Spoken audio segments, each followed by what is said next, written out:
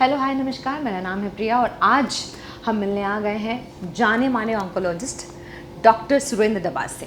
Sir धन्यवाद जी। Sir एक और बहुत बड़ी प्रॉब्लम है, वो है कि हेरिडिटरी ये चला आता है ना। अगर पहले सर ये बहुत कम सुनने को मिलता था, होता था, बट अब अगर किसी की मदर को या फादर को है तो वो हो ही जाता है। मतलब इधर कुछ केसेस ज़्यादा आए हैं या फिर हम ज़्यादा अलर्ट हो गए हैं? नहीं, कैंसर हेरिडिटी है और अगर हम नॉर्मली 10% हम कहते हैं, अब उसमें हम देखते हैं 2 कैंसर बहुत कॉमन है जिनमें फैमिली का जी टेंडेंसी होती है। जी उसमें एक कोलोन कैंसर, जी, दूसरा ब्रेस्ट कैंसर। ये होता ही होता है। There are 2 common cancers who run into family. Okay. And breast cancer means आप देखते हो कि भी फैमिली में कितने लोगों को ब्रेस्ट कैंसर हुआ, जी। उसके हिसाब से रिस्क आपका ज़्यादा बढ़ जाता है। राइट। लाइक अगर किसी की मदर को ब्रेस्ट कैंसर हुआ लेस देन 40 की एज पे, हाँ हाँ, उसके बच्चे को कैंसर होने का रिस्क ज़्यादा हो ज़्यादा सकता है हो बिकॉज सकता जीन है। का प्रेडिस्पोजिशन होगा। Right right right. एक की मदर को 70 ईयर्स पे हो, उसको चांस कम होगा। कम होगा। एक की मदर को भी हुआ, मौसी को भी हुआ, उसको रिस्क ज़्यादा होगा as compare to mother only. Okay. एक ही फैमिली में 3 लोगों को है, मदर, मौसी, नानी, that risk is high. Right. Same is for colon cancer.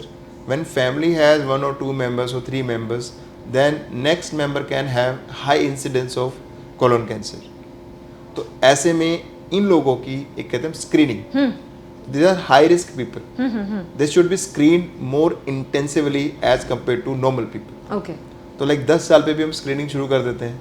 कि कोलोन में एक सिंड्रोम होता है FAP, familial adenomyosis polyposis. Okay. उसमें आप 10 साल पे बच्चे की स्क्रीनिंग स्टार्ट कर देते हो ओके। कोलोनोस्कोपी, एंडोस्कोपी से। अगर उसमें वो जीन पॉजिटिव है फैमिली में, तो बच्चे को 10 साल के बाद कैंसर होने का इंसिडेंस बढ़ना शुरू हो जाता है। बच्चे में भी हो सकता है? फैमिली में अगर ये जीन पॉजिटिव है, अगर मान लो किसी एक इंसान को कैंसर हुआ जी। और उसमें आपको ये सिंड्रोम आ गया FAP, आपने जीन टेस्ट किया बंदे का जिसको कैंसर है, वो पॉजिटिव है, मीन्स उसकी नेक्स्ट जनरेशन को 100% कैंसर होगा ही होगा। अच्छा। Then what you do genetic testing of the next generation, and if it is there, cancer is bound to happen. So now my role is to detect this cancer early and treat right before it happens. Right right right right. We say prophylactic surgery. This prophylactic surgery is common for breast and for colon, okay. so that we can avoid the happening of cancer in the next generation. Sir तो ये screening है, ये कितने दिनों पे होनी चाहिए और अब तक आपके पास इस तरीके के कितने केसेस आए हैं? So surprisingly, लोग स्क्रीनिंग वर्ड को सीरियसली नहीं लेते हैं। और कैंसर में एक ही वर्ड है, if you want an early detection. Cure, early cure means only with surgery, right. Then screening is the answer. You are detected late, you go for chemotherapy, surgery, radiation, everything, and the cure rate is less. When you detected early, only surgery can treat you well with high chance of cure.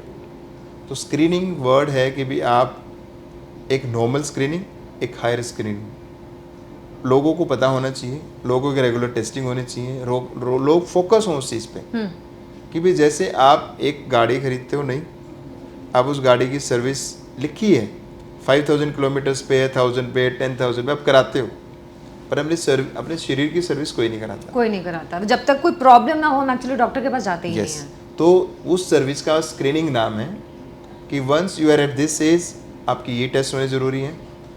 Like एक चीज़ जैसे पेप smear है for cervical cancer, लोगों ने थोड़ा सा focus किया है, cervical cancer का वैक्सीन भी आया, राइट, लोगों ने लगवाना भी शुरू किया, राइट।